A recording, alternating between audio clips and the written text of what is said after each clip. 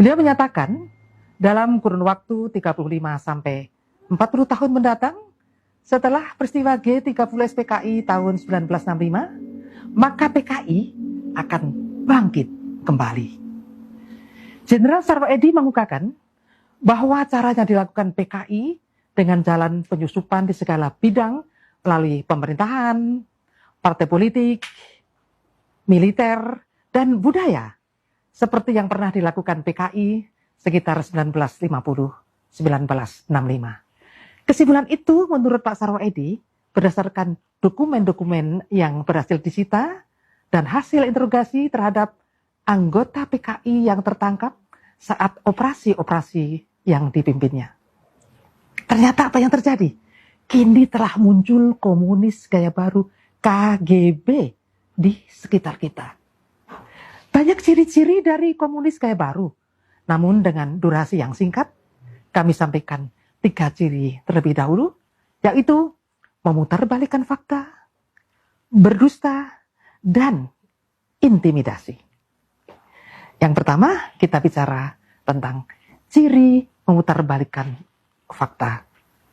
PKI sebagai pelaku pemberontakan G30S tahun 1965 telah diputarbalikkan PKI menjadi sebagai korban melalui tulisan-tulisan di media atau beberapa buku yang ditulis dan dijual melalui toko-toko buku.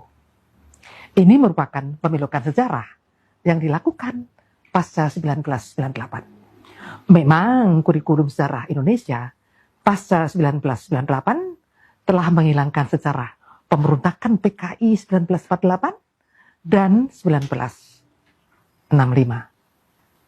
Oleh karena itulah, para pelajar bahkan mahasiswa lebih percaya pada tulisan-tulisan yang mereka peroleh di media ataupun buku-buku yang ditulis oleh simpatisan PKI. Yang kedua, ciri berdusta. Berdusta atau berbohong sering dilontarkan para calon legislator atau para pejabat eksekutif.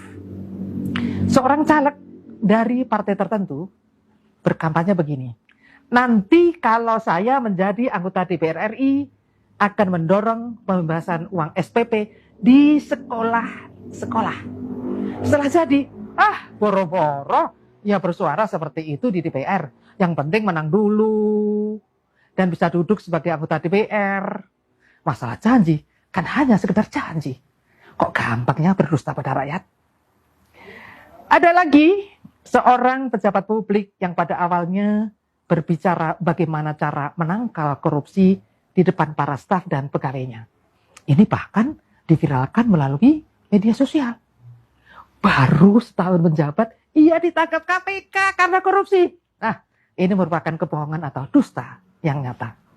Jadi yang ketiga adalah ciri intimidasi.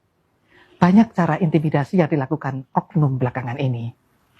Seorang pejabat KPK, Komisi Pemberantasan Korupsi, pulang dari sholat subuh di masjid, disiram matanya dengan air keras. Terlepas siapa pelakunya, ini kan merupakan intimidasi terhadap pejabat yang pernah membongkar korupsi di Indonesia. Ada juga seorang ulama terkenal, kita sebut Syekh Ali Jaber. Beliau beberapa bulan lalu dianiaya dengan menggunakan senjata tajam saat memberikan ceramah di masjid salah satu provinsi Lampung. Setelah pelakunya ditangkap, kok dinyatakan sebagai orang gila? Ada ya? Masa orang gila kok bisa memilih ulama atau kiai untuk dianiaya? Nah, hal penganiayaan tersebut berkali-kali terjadi pada ulama-ulama kita di seluruh Indonesia. Ujungnya, setelah pemeriksaan, pelakunya dianggap tidak waras alias gila. Loh, kok seragam ya? Penganiayaan terhadap para kiai persis dilakukan PKI pada tahun 1948 dan 1965. Intimidasi seperti itulah juga merupakan ciri komunis gaya baru. Saya Maria Juraida dari IWatch. Sampai jumpa. Billahi taufiq wal hidayah. Assalamualaikum warahmatullahi wabarakatuh.